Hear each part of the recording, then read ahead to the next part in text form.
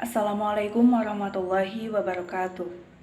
Perkenalkan, nama saya Anissa Nurhidayah dari Administrasi Bisnis semester 7B dari kelompok 11. Di sini saya akan menjelaskan rangkuman materi dari 3 kelompok. Yang pertama ada dari kelompok 1, yaitu tentang administrasi perkantoran. Yang kedua dari kelompok 2, yaitu tentang perkantoran modern. Yang ketiga dari kelompok 9 tentang pengawasan administrasi perkantoran. Langsung saja ke materi.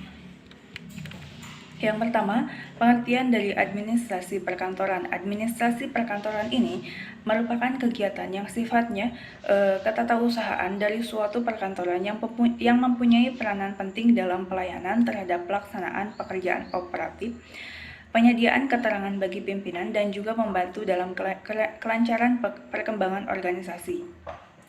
Untuk ruang lingkup perkantoran ada 2. Yang pertama ada kegiatan kantor dan yang kedua ada sarana dan fasilitas. Untuk kegiatan kantor terdiri dari 4. Yang pertama dari perencanaan perkantoran.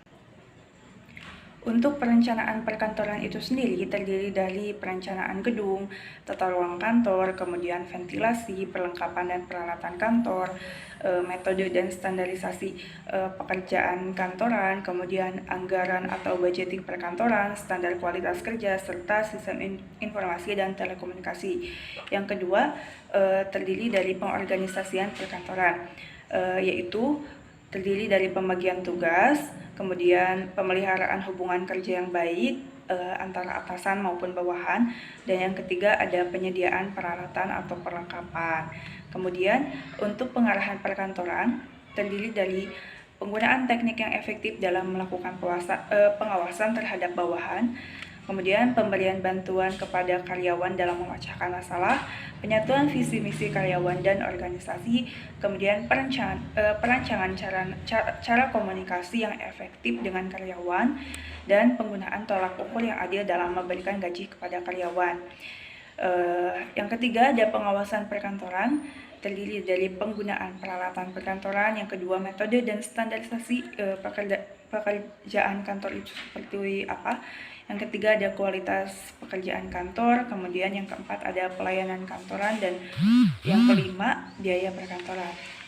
Untuk ruang lingkup yang kedua yaitu sarana dan fasilitas yang terdiri dari ada lokasi kantor, kemudian ada gedung, ada peralatan, ada interior, dan juga mesin-mesin kantor.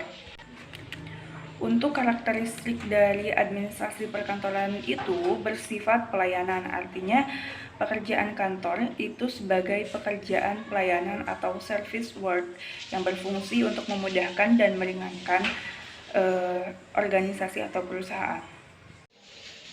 Yang kedua ada tentang perkantoran modern dari kelompok 2. Perkantoran modern ini mempunyai ciri-ciri yang memiliki bangunan atau tata ruang yang baik, kemudian menggunakan alat dan peralatan yang tepat. Para pegawai dalam pelaksanaan tugasnya disiplin, profesional, memiliki sikap dan cara berpikir sesuai dengan tuntunan zaman.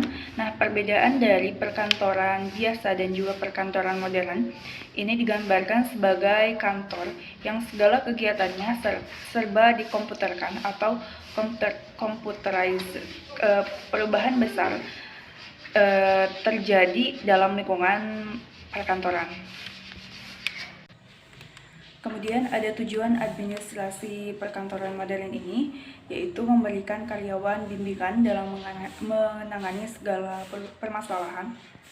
Yang kedua, membuat catatan dengan biaya minim, kemudian membantu perusahaan memelihara persaingan. Yang keempat, memberikan pekerjaan ketatausahaan yang cermat, kemudian memberikan catatan dan laporan yang cukup dengan biaya serendah-rendahnya, menangani segala keluhan dari pelanggan, dan juga menerapkan suatu kebijakan dalam perusahaan dan departemen.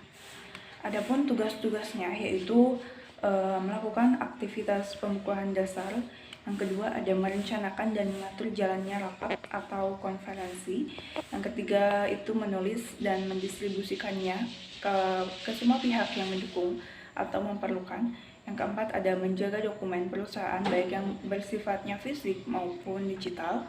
Kemudian yang kelima, mengatur dan menyediakan berbagai dokumen yang diperlukan seperti laporan atau dokumen informasi, kemudian melakukan penyortiran dan pendistribusian surat.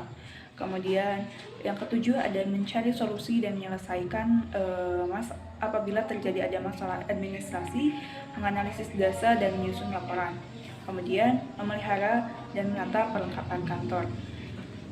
Selanjutnya ada memastikan ketersediaan alat tulis kantor di perusahaan, korespondensi bisnis, dan juga mengkoordinasi ruang kerja, komputer, dan persediaan lainnya.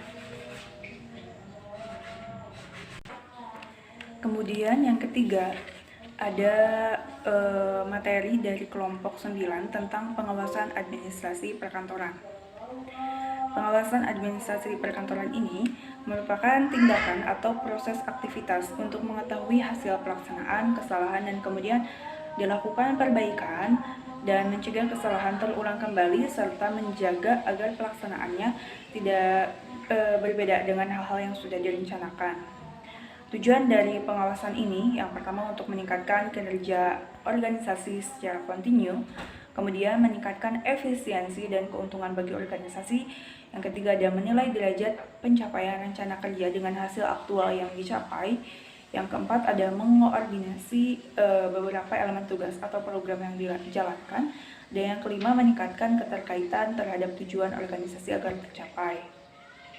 Kemudian ada beberapa manfaat yang dilakukan jika ada beberapa manfaat untuk pengawasan ini. Yang pertama, membantu si pegawai dalam meningkatkan produktivitas karena sadar akan kualitas dan kuantitas output yang dibutuhkan. Kemudian menyediakan alat ukur produktivitas sebagai pegawai atau aktivitas objektif bagi organisasi, memaksimalkan keuntungan yang akan diperoleh dan membantu pencapaian kerja supaya sesuai tingkat atau deadline yang ditetapkan. Pengawasan administrasi perkantoran ini dapat dilakukan oleh supervisor, teman sekerja atau teman kerja, bawahan, atau diri kita sendiri yang menilai